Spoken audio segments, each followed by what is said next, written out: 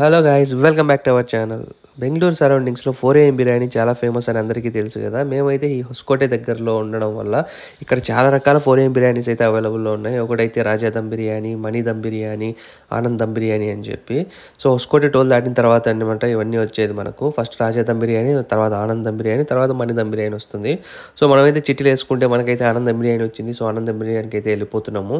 So Anand dum బిర్యానీకి మేము reach అయ్యేసరికి ఎగ్జాక్ట్గా 5 అయితే అయిందనమాట.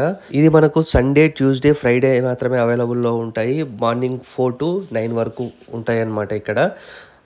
సో మనమైతే ఇక్కడికి వచ్చి చికెన్ బిర్యానీ అడిగితే లేదని చెప్పారు. ఓన్లీ మటన్ బిర్యానీ అవైలబుల్లో ఉంటుంది. చికెన్ బిర్యానీ కావాల్సిన వాళ్ళు కుష్కా తీసుకొని కబాబ్స్ అయితే తీసుకుంటున్నారు ఇక్కడ.